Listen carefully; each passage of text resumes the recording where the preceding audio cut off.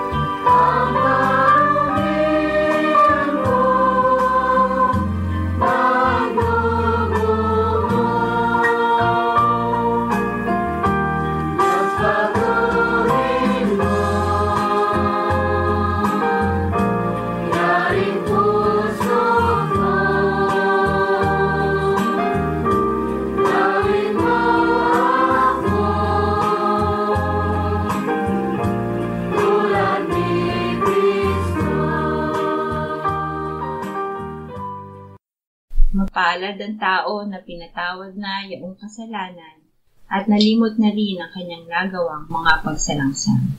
Mapalad ang taong sa harap ng Panginoon ay di na pinararatangan ng kasalanan, dahilan sa siya ay hindi nanlilinlang. Noong hindi ko pa naipahahayag yaring kasalanan, sa buong maghapon ako'y nananangis sa matinding lumbay. Sa araw at gabi, bigat na kamay mo ang nararamdaman, ano pa't wala nang nalalabi akong lakas sa katawan. Hamog ang kaparis na dagling na tuyo sa sikat ng araw. Ako ay lumapit sa iyong harapan at salay inamin ang aking nagawang mga pagsalangsang, di ko inilihim. Pinagpasyahan kong ang lahat ng ito sa iyo'y idaing, at aking natamo ang iyong patawad sa sala kong angkin. Mga minamahal, sinasabi sa unang Juan, Kabanatang 1, Talatang 9, kung ipinahahayag natin ang ating mga kasalanan, maaasahan nating ipatatawad sa atin ng Diyos ang mga ito, at lilinisin tayo sa lahat ng ating kasamaan, sapagkat siya'y tapat at matuwid. Salamat sa iyo, O Diyos. Pinatunayan mo ang iyong pag-ibig sa amin nang si Kristo ay namatay para sa amin noong kami mga makasalanan pa. Ngayon ay buksan mo ang aming mga labi at kami ay magpupuri sa iyo.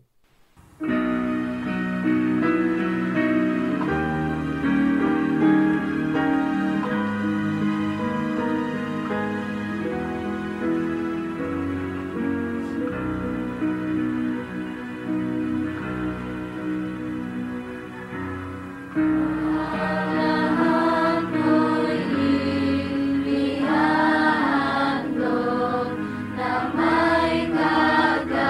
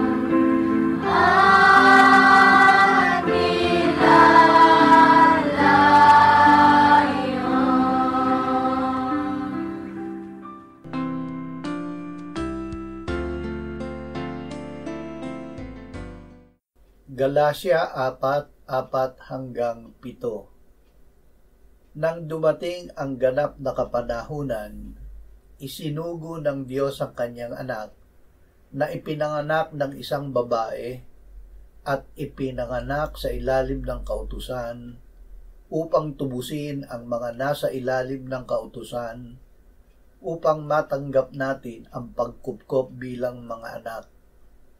At sapagkat kayo'y mga anak, isinugo ng Diyos ang Espiritu ng kanyang anak sa ating mga puso na sumisigaw, Aba, Ama. Kaya't hindi ka na alipin kundi anak, at kung anak ay tagapagmana.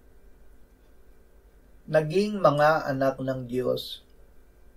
Kay Kristo na anak ng Diyos ay mayroon tayong katubusan sa pamamagitan ng kanyang dugo, ang kapatawaran ng ating mga kasalanan ayon sa kayamanan ng kanyang biyaya.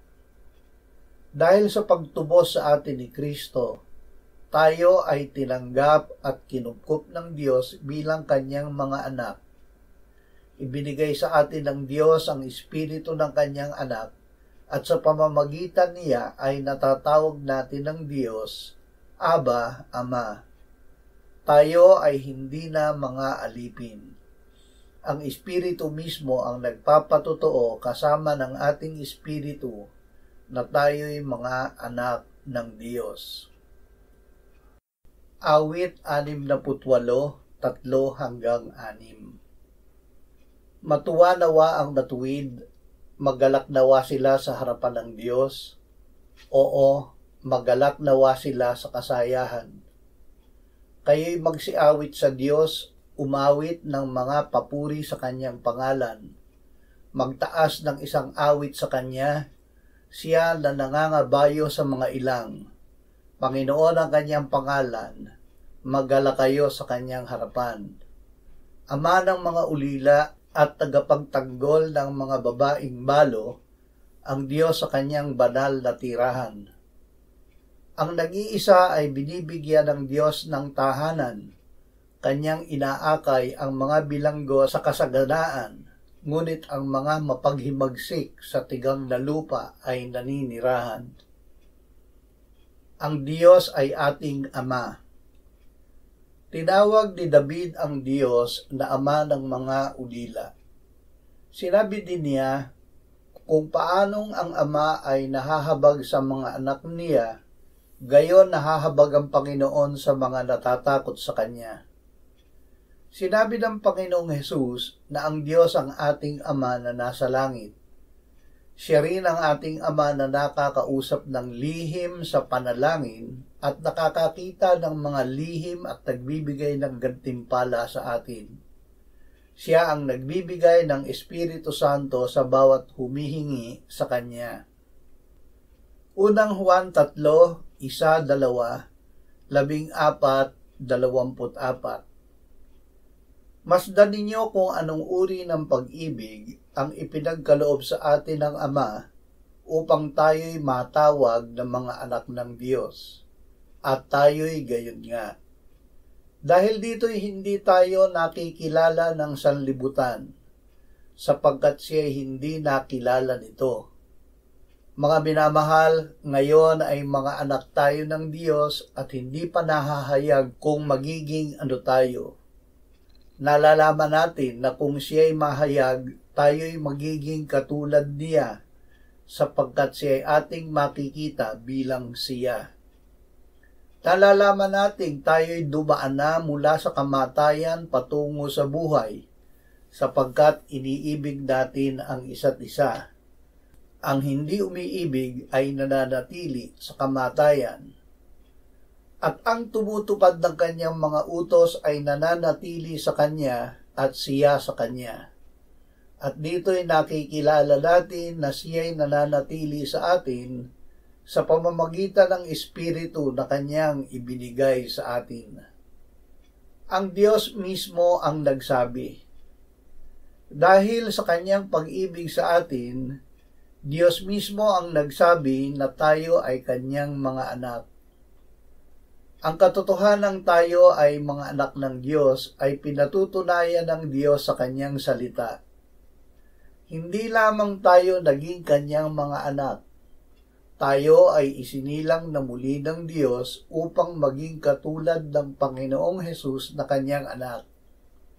Ang mga nakilala ng Diyos ng una pa ay itinalaga naman niya na maging katulad sa larawan ng kanyang anak upang siya ang maging panganay sa maraming magkakapatid. At yaong mga itinalaga niya ay kanya namang tinawag, at ang mga tinawag niya ay itinuring niyang ganap, at ang mga itinuring na ganap ay niluwalhati din naman niya. Juan 1:10-13. Ang salita noon ay nasa sanlibutan at ang sanlibutan ay ginawa sa pamamagitan niya, gayon may hindi siya nakilala ng sanlibutan. Siya'y naparito sa kanyang sariling tahanan at siya'y hindi tinanggap ng kanyang sariling bayan. Subalit ang lahat ng tumanggap sa kanya na sumasampalataya sa kanyang pangalan ay kanyang pinagkalooban ng karapatan na maging mga anak ng Diyos, na ipinanganak hindi sa dugo o sa kalooban ng laman o sa kalooban ng tao, kundi ng Diyos. Dahil ipinanganak na muli ng Diyos. Ang naging mga anak ng Diyos ay ang mga tumanggap at sumampalataya sa Panginoong Hesus. Sila ay ipinanganak hindi sa dugo o sa kalooban ng laman o sa kalooban ng tao, kundi ng Diyos. Sila ay ipinanganak ng Espiritu ng Diyos. Sila ay ipinanganak na muli, hindi ng binhing nasisira, kundi ng walang kasiraan, sa pamamagitan ng buhay at nananatiling salita ng Diyos.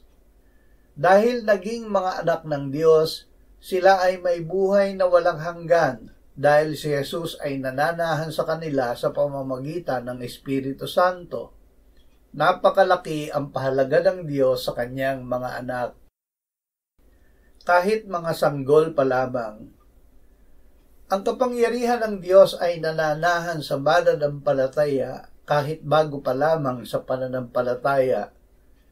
Ito ay dahil si Jesus na anak ng Diyos na nabuhay at ngayon ay nasa kanan ng Ama sa langit, ay nananahan sa Kanya.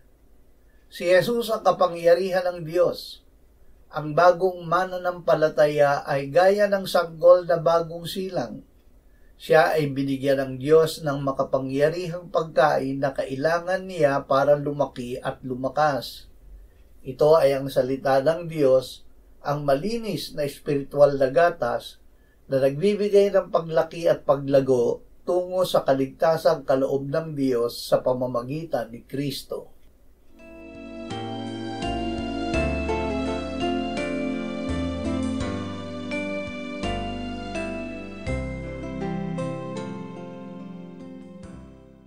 Manalangin tayo. Panginoong Hesus, sinabi mo, malibang kainin ninyo ang laman ng anak ng tao at inumin ang kanyang dugo, kayo ay walang buhay sa inyo. Ang sino mang kumakain ng aking laman at umiinom ng aking dugo ay may buhay na walang hanggan, at akin siyang muling bubuhayin sa huling araw. Sapagkat ang aking laman ay tunay na pagkain at ang aking dugo ay tunay na inumin. Siya na kumakain ng aking laman at umiinom ng aking dugo ay nananahan sa akin at ako sa kanya. Kung paanong buhay ang Ama na nagsugo sa akin at ako ay nabubuhay sa pamamagitan ng Ama, gayon din siya na kumakain sa akin, siya man ay mabubuhay sa pamamagitan ko. Panginoong Hesus, aming tagapagligtas, tinatanggap ka namin sa oras na ito bilang aming tinapay ng buhay. Tinatanggap namin ang iyong katawan na ipinako sa krus na matay inilibing, binuhay na muli at iniakyat ng Ama sa kanyang kanan sa langit bilang aming tunay na pagkain. Tinatanggap namin ang iyong dugo na nabuhos sa ikapagpapatawad ng aming kasalanan bilang aming tunay na inumin. Manahan ka at mabuhay ka sa amin upang kami ay mamuhay sa pamamagitan mo, kung paanong ikaw ay namuhay sa pamamagitan ng Ama. Salamat, Ama. Salamat dahil kay Kristo. Kami ngayon ay nakapamumuhay kasama mo kaisa ng Espiritu Santo. Sa iyo ang lahat ng kaluwalhatian ngayon at magpakailanman. Amen.